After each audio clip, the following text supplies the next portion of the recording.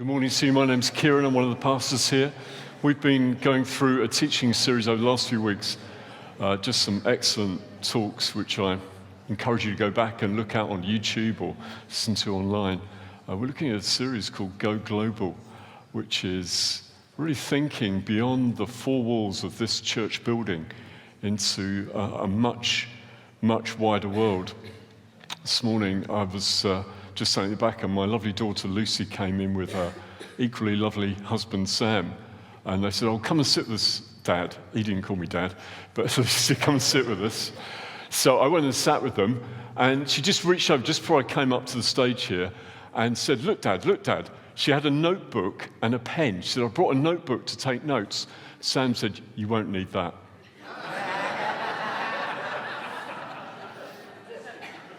He's right. I'm not going to argue with that. So in a moment, we're going to read from the Bible in Mark chapter 15. I want to refer to that. So the words hopefully will come up on the screen, and I'll be reading it out. So if you're watching at home, you can look it up if you want, or just listen. The words will come up. So if you think about this Going Global series, I've had the privilege of really going global. Some of you will know my son Jack. He's spoken here, was on staff for a while. He got married 2 weeks ago to a lovely young lady called Abigail, and that was a great thrill for us as a family and friends.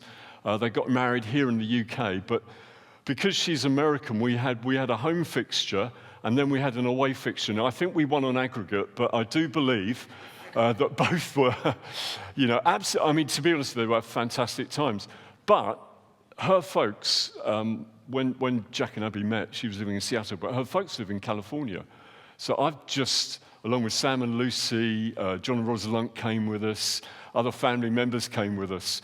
We flew out to Los Angeles. So I've just come back from Los Angeles. So that sense of going global, I mean, I don't get out much. I'm normally in bed by about 8 o'clock, So for me to go to California is quite a big thing. I know some of you travel all the time. But I thought I'd just start by saying one of my favorite moments. So we had this amazing wedding here, such a privilege. And then Abigail's mum and dad, Mike and Kirsten, the most beautiful people ever, they hosted a party in their house for about 70 of their friends and family. And it was quite a posh do. They live in Orange County. It's quite a nice sort of place, quite a posh do. And I'm chatting to some of Abigail's friends, Abby's friends, and this lady comes up. Now, Jack had told me, you've got to meet this lady called Donna, okay? And we have cultural stereotypes, don't we? Do we? We do, don't we? So the Americans have cultural stereotypes about us Brits, and we have some for them. Now, I have to say that actually a lot of those stereotypes aren't true for either nation or whatever nation you're from. But this lady, Donna, she kind of fitted some of the cultural stereotypes. Jack said, "You've got to meet Donna. She's the most fun you can have on planet Earth." In fact, I don't know if I should say this. I'm going to say this. She said she's like Caro, which is lovely. Now, the bit I was a little bit nervous that Caro, I can't see about saying was, she's like Caro, but louder. So if you heard Caro's laugh, it's amazing. But anyway, so I'm talking to these two friends of Abby's, and this lady comes up and she goes, Kieran, I need to talk to you. I need to talk to you. I've heard all about you. And I said, "Oh, it's so nice to meet you." She goes, I'm Donna. And this is a really bad impression of somebody who's American, so I do apologize. She goes, "I'm Donna." And I said, "Listen, Donna, I'll come and speak to you in a minute, if that's okay. I've heard all about you, loves to meet you." So I sat down with her. She goes, "Oh, it's such a delight to meet you. Jack, he's so lovely. He's so handsome. He's really good looking." She didn't say he looks like me. He's, just overflowing. And then she goes, "I've got a question for you. I said, yeah, go for it." She goes, "Do you know Paul McCartney?" That is just my favorite moment, because I don't know what she thinks about England. I think she just thinks it's like a village or something that we all live in. So I told her, I said, "I don't, but..." Now, I've got a very good friend, Robin, who has a business called Vegetarian Shoes, And he made shoes for Paul McCartney's wedding. And I told her this. Honestly, it was like she died and gone to heaven. She just like, it was like one person removed from Paul McCartney almost, so. But as we think about, look, where are you going to find yourself this week? Where are you going to find yourself later today? As we think about going global, I've had the privilege of traveling to a place I never thought I'd go to. But where are you going to find yourself after this? Maybe it is just in your home. Maybe it's local. Maybe you could be watching this. I know we have people watching some of our talks on the other side of the world. Where are you going to find yourself? Maybe in an unexpected place. Certainly for us, we never realized Jack was going to meet an American. We never realized we're going to have a wedding. We never realized we're going to end up in the other side of the world. So I'd like us just to look for a moment at the Bible, a book called Mark chapter 15, and I'm going to read some verses from there. The context of this Bible passage that we're going to read from is Jesus has been betrayed. He's been put on trial. He's been beaten, flogged. And then we get to this moment in Mark 15 and verse 20. And it says this, and when they'd mocked him, this was the soldiers, the Roman soldiers, when they'd mocked him, they took off the purple robe and put his own clothes on him. Then they led him out to crucify him. A certain man from Cyrene, Simon, the father of Alexander and Rufus, was passing by on his way in from the country, and they forced him to carry the cross. They brought Jesus to the place called Golgotha, which means the place of the skull. Then they offered him wine mixed with myrrh, and he did not take it, and there they crucified him, dividing up his clothes. And they cast lots to see what each would get. It was the third hour when they crucified him, and the written notice of the charge against him read, "The King of the Jews." Now, unusually this morning, I want to just refer back to the other passages that talk about this, because each of the four accounts we have of Jesus' life, they mention this. So in Mark 27, the words aren't going to come up, so if you just listen. At Mark 27, it says this, if I can find it. As they were going out, they met a man from Cyrene named Simon, and they forced him to carry the cross. They came to a place called Golgotha, which means the place of the skull, and there they offered Jesus wine to drink mixed with gall. And after tasting it, he refused to drink it. When they crucified him, they divided up his clothes by casting lots. And the written charge was placed above him, which read, "This is Jesus, the King of the Jews." You might be wondering why, that's similar to what I've just read. Why am I reading that again? Because each account is slightly different. And one of the things I'd love us to do this morning is to place ourselves, if we can, maybe in your imagination, to place yourself in this scene with a hostile crowd. This man, Simon of Cyrene, going on his way, being asked to carry the cross. And then in Luke's account, we hear this. As they led him away, they seized Simon from Cyrene, who was on his way in from the country, and they put the cross on him and made him carry it behind Jesus. A large number of people followed him, including women who mourned and wailed for him. And then lastly, in John's account of Jesus' life, interestingly, he doesn't refer to Simon at all. This is what he says. So the soldiers took charge of Jesus. And this is what it says. Carrying his own cross, he went out to the place of the skull, which in Aramaic is called Golgotha. Here they crucified him with two others, one on each side, and Jesus in the middle. So what do we know about this scene?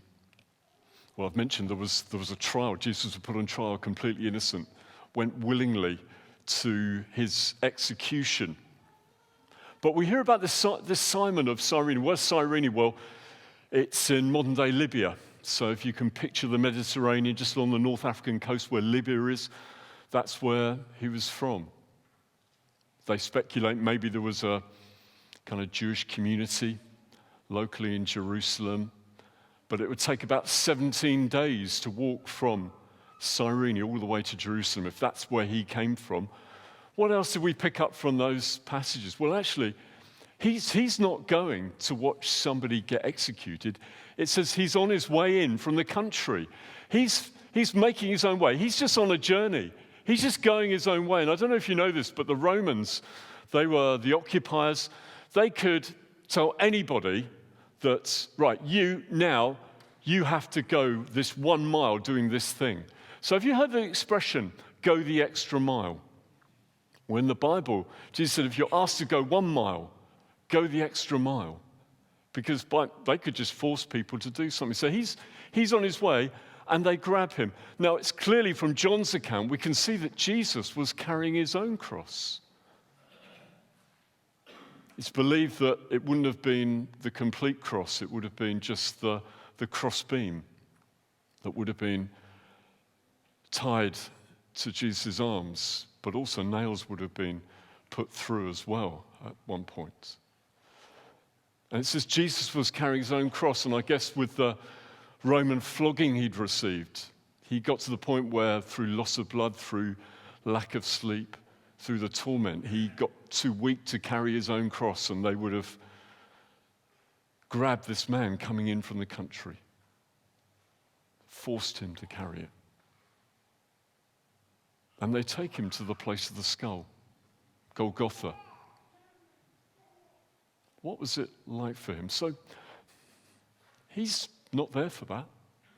Where was he going? Well, it says he was coming in for the country, he's passing through, and they grabbed him. Where will you find yourself when you leave this building or you turn off YouTube or whatever it is? Where will you find yourself? What place will you find yourself? Where will God put you if you follow God? Where a surprising, maybe encounter with Jesus might happen. Where will you find yourself? Even this week, where God might surprise you with an encounter. You might have noticed it, but I've got a prop with me here today. Let me just try and carry this onto the stage.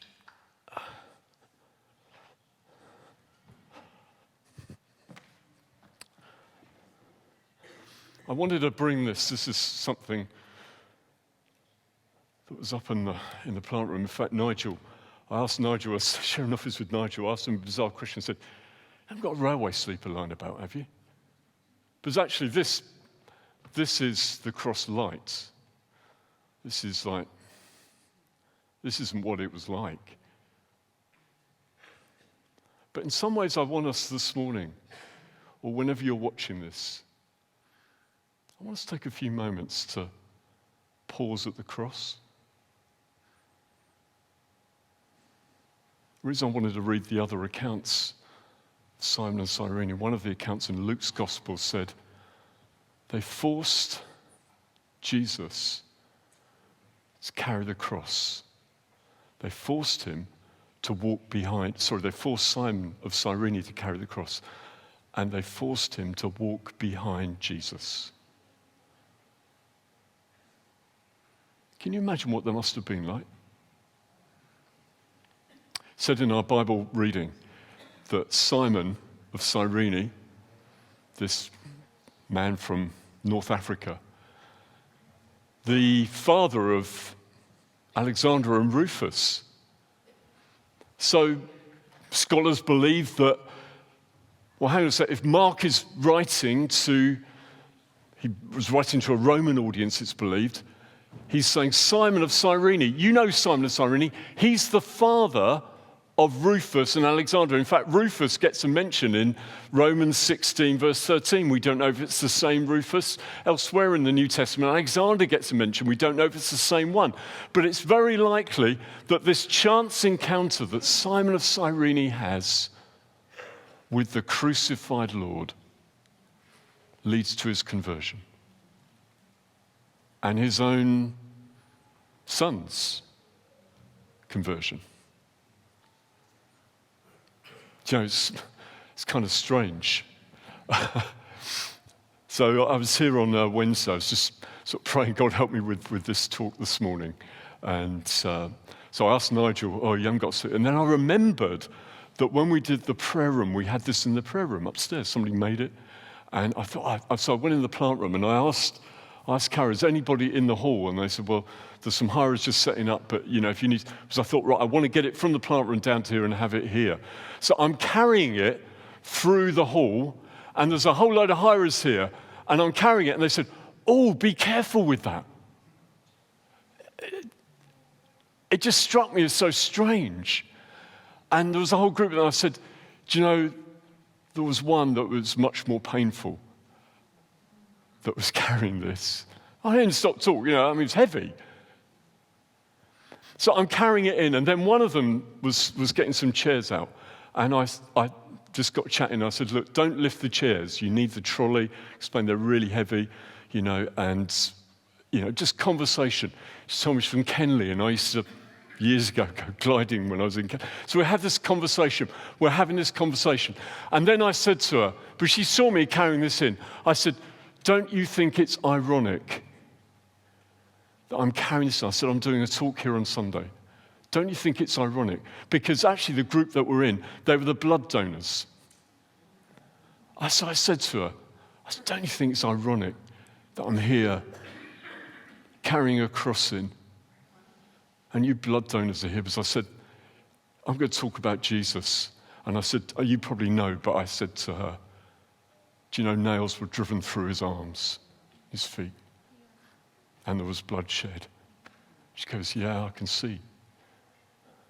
See, I didn't plan that. I'm just trying to think, God, don't let me mess up on Sunday. That's what I'm thinking.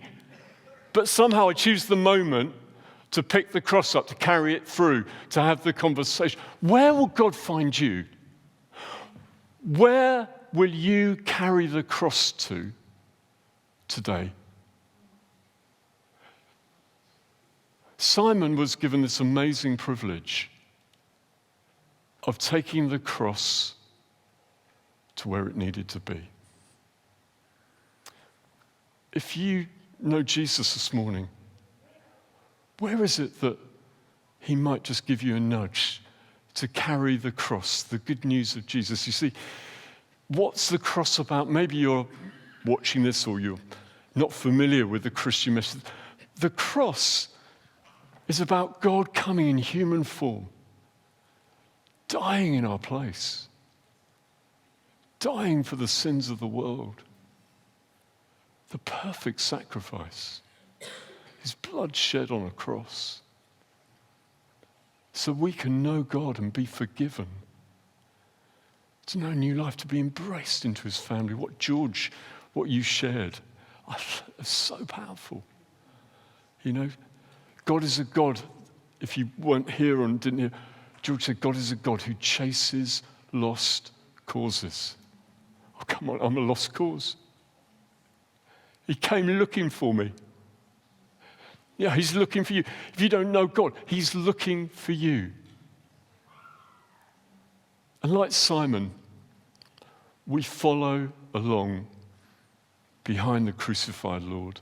It's interesting in the Gospels, it talks about picking up your cross and following. Jesus said, anyone who comes after me must pick up their cross and follow after me.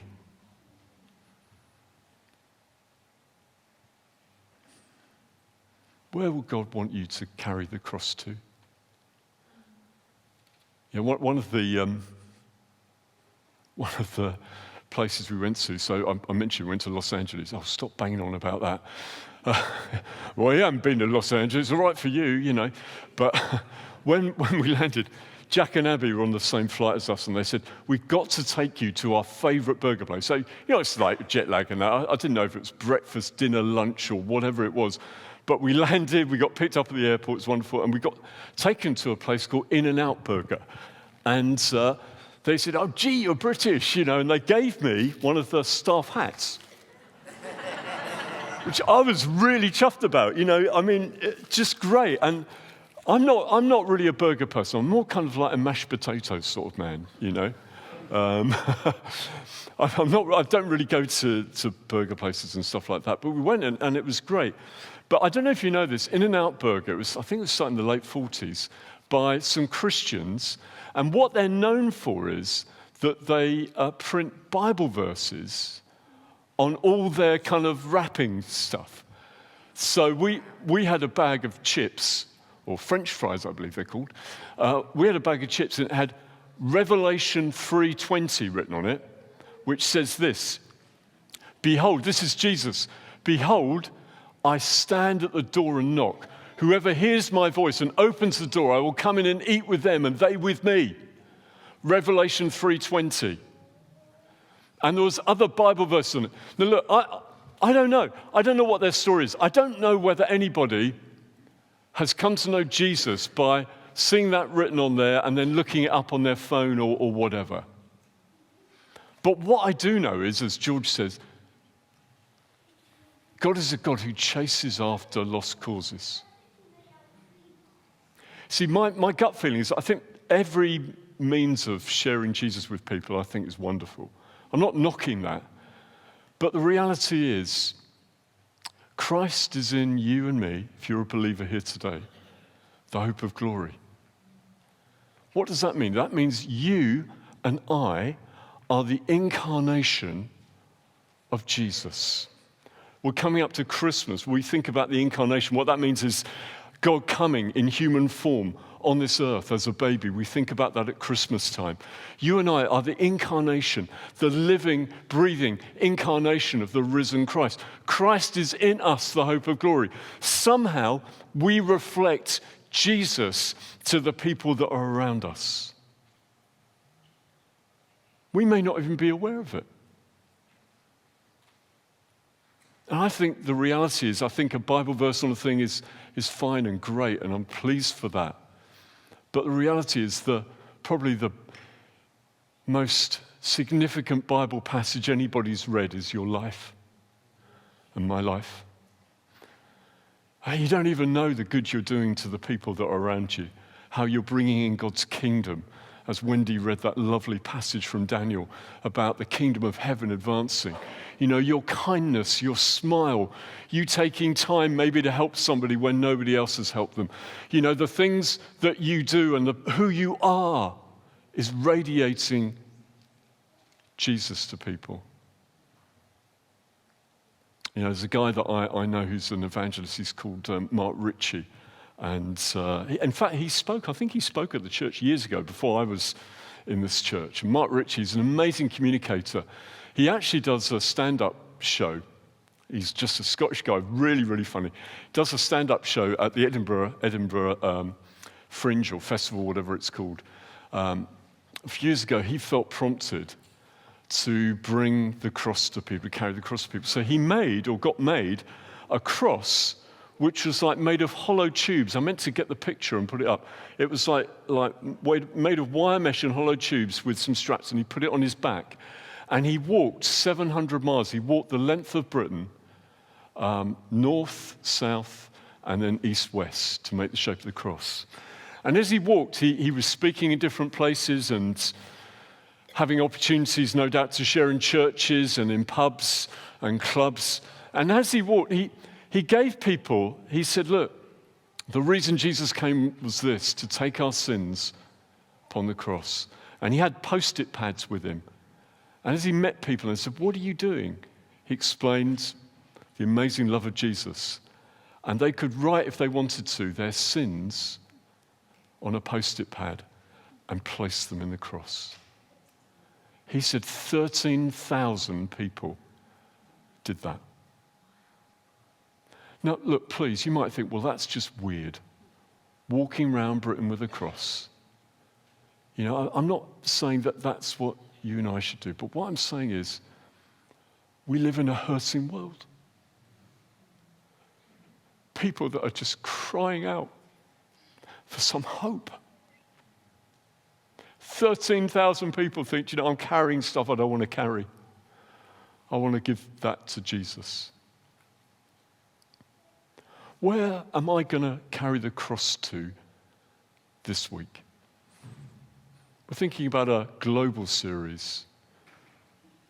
Where are you going to find yourself? Who are you going to rub shoulders with? Look, I'm being really honest. I went to California. I went on holiday. I didn't want to talk to anybody. I'm being honest. I get tired. I just wanted to spend time with my friends and family. I wasn't like, where's the next person that doesn't know Jesus and I want to talk to them? But somehow my heart and just God, you know how reluctant I am sometimes, but sometimes like when I'm carrying the cross into the building, I'm not trying to talk to anybody, just trying to do something that helps me with my talk. And then this lady comes across my path. Or when I'm in Los Angeles airport thinking, right, we've got a 10-hour flight back home. And Sarah, my wife, I said, shall I get a coffee? We can share it because we're tight.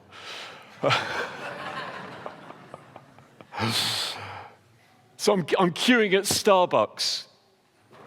I'm looking at the queue. It's a 10-hour queue. So I started queuing, and I was clean-shaven. I had a beard by the end of it. It's just one of those queues. And then there's a moment when I'm in the queue, and I remember back the last time I flew, I thought, oh no, they need like your boarding card or whatever when you fly.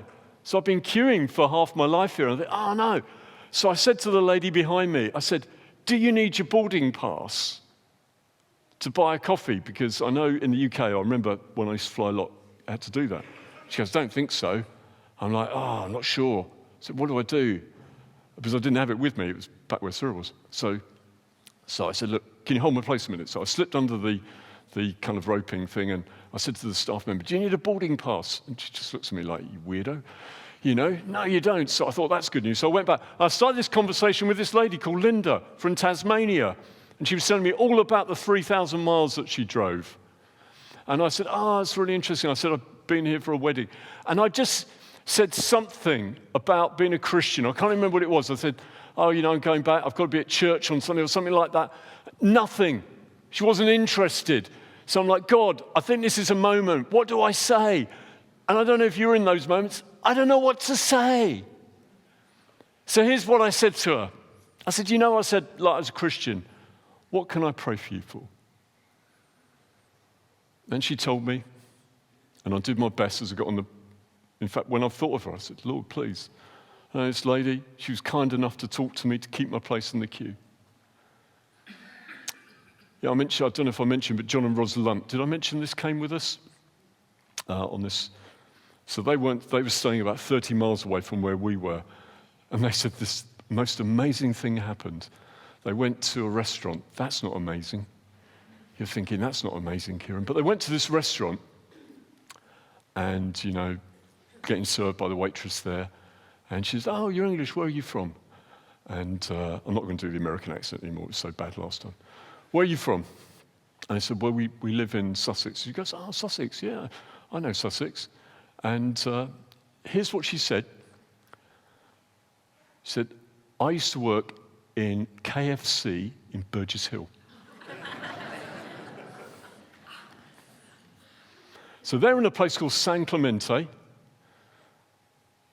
on the coastline south of Los Angeles. They go into a restaurant.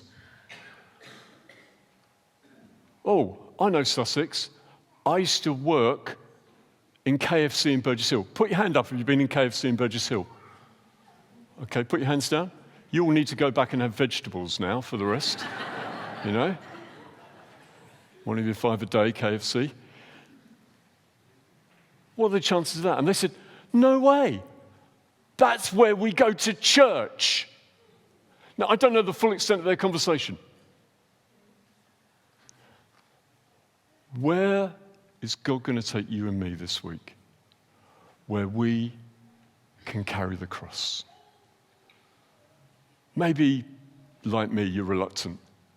Simon of Cyrene, I think he was reluctant, but probably saw something of the abuse, the spitting, the way Jesus responded to the women he met along the way when he was crucified. Just a few verses on, it says that he says, Father, forgive them, they do not know what they do. And that led, maybe he lingered at the cross to a point where he thought, this man is more than just a criminal being crucified. Maybe he heard the centurion say, surely this man was the Son of God as he gave up his life. Maybe he felt the earthquake. Maybe he heard the curtain being torn in two in the temple. Maybe he realized that people rose out of their graves, as the gospel tells us. Maybe a few days later, he heard the amazing reports that this man, Jesus, rose from the grave. And somehow I carry this message. I can't help it. So tip, I did a talk on this once. If you're thinking, God, how do I do that? Pray a bit, say a bit. Oh, Lucy, write that down. Pray a bit, say a bit. So I'm just like, God, you know how shy I am and reluctant I am to speak. I know you laugh at that, but I'm actually an introvert. I don't find it easy in social situations. I force myself because I think, God, you can help me with this. So I pray a bit. I say, God, somehow help me to find some words where I can say a bit about you.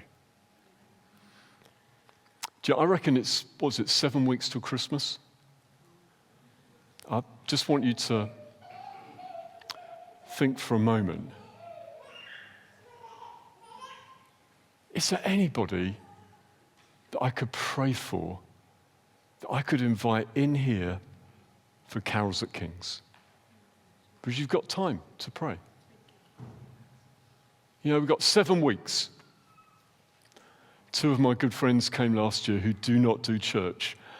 I was more surprised than anybody that they decided to come. I'm not even sure I invited them. I think they just told me they were coming. That's how much God realizes I need help. Who is it that God's maybe going to put on your heart?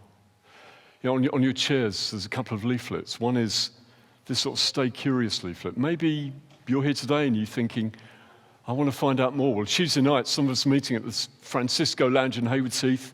We're just going to have a drink. If people, some people coming who don't know God, who want to explore. I said, well, look, meet us there. We're going to talk a bit about Alpha. Just say hello. If you like the look of the people that are there, come back. If not, don't. Because you don't want to be with a load of weirdos on a course, do you? I don't. I'm hoping no weirdos show up. So if you're watching this and you're weird, please don't come on Tuesday night. I live in my own little bubble, Don't pop it. So you might carry that and just think, hey, talking to somebody, just give them that. The other one is a little card about services that we have here on a Sunday. So Dan and the guys, I wonder if you can come up. I've said enough. But I want us just to have a moment where we can just pray and reflect. To linger at the cross. Would you pray with me?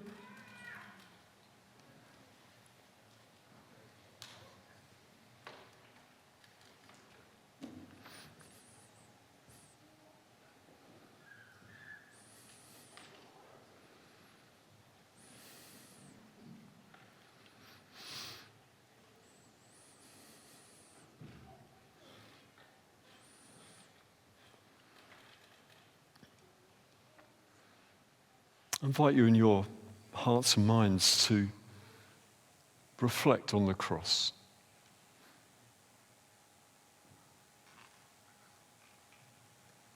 To imagine the hostile crowd, the jeers, the abuse, maybe the crowd spitting and slapping, as Jesus stumbled by.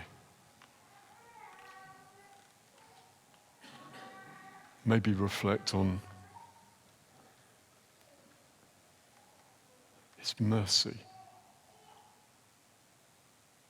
towards those who were brutally executing him.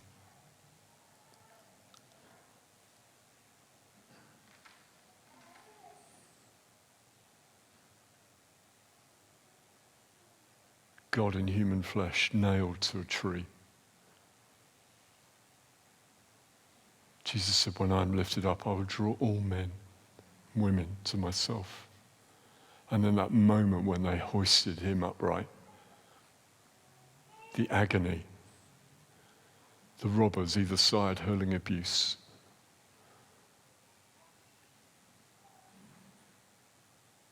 the darkness of those moments, the physical darkness coming over the land.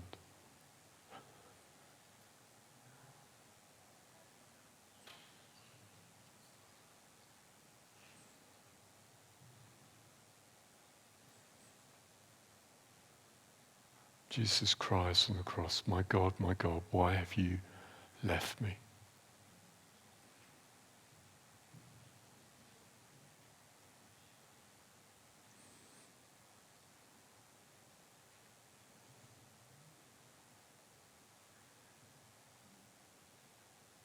And then when he's taken it all, him saying it's finished, giving up his spirit.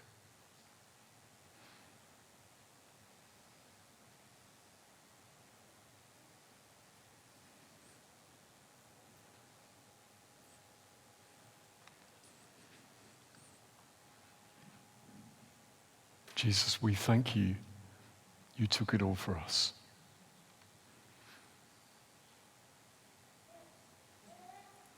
We thank you, God, that no one is a lost cause. Not even that thief that turned to you on the cross next to you, humanly without hope. I thank you for the hope there is through your death, Jesus, and your resurrection.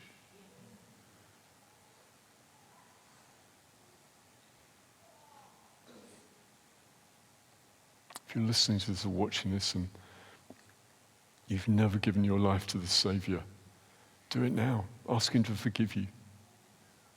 Give yourself to him.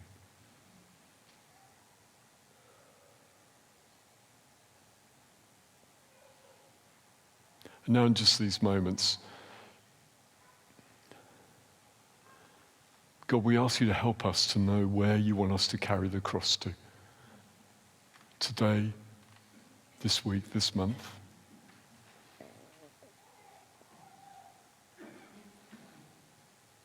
Maybe somebody that you put in our heart to think, do you know, I'm going to invite them to Carols at King's.